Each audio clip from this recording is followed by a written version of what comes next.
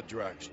I tell people that they need to know two things about Drax to really understand him, and the first thing is that he is a loving father and husband who is suffering from a lot of heartbreak, and he has channeled that heartbreak into rage and revenge.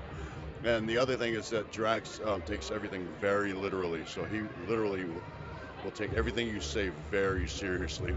So just leads to a lot of comedic moments. But if you know those two things, then you really kind of get an idea of who Drax is, and you'll appreciate him.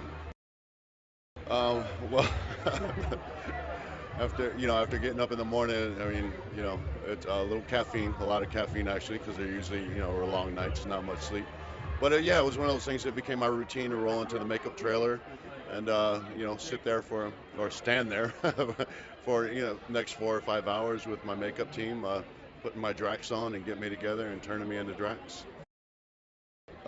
Being here at the premiere in London is absolutely insane.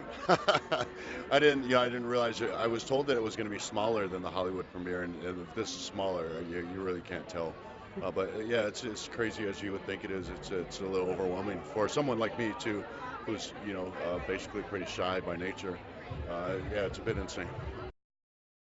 The best experience on set, I think, was just really the interaction with the rest of the cast and director and the crew.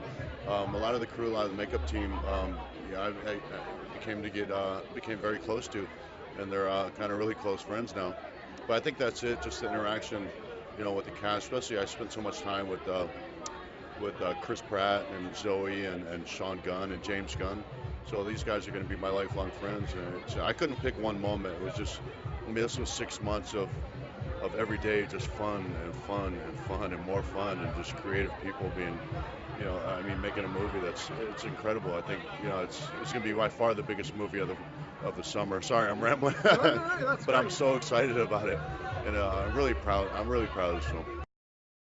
Um, well, the way this all came about initially was I had just taken on an agent, or I just got an agent to represent me, and which was hard to do. I pounded the pavement for about 3 years after I left WWE.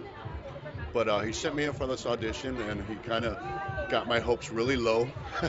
He said, this is a real long shot. It's for Marvel. It's a huge film. There's a lot of names trying to get this." And so I went and auditioned for Sarah Finn, and surprisingly enough, she called me the same day and asked me if I'd stay in LA and come back and read for the director.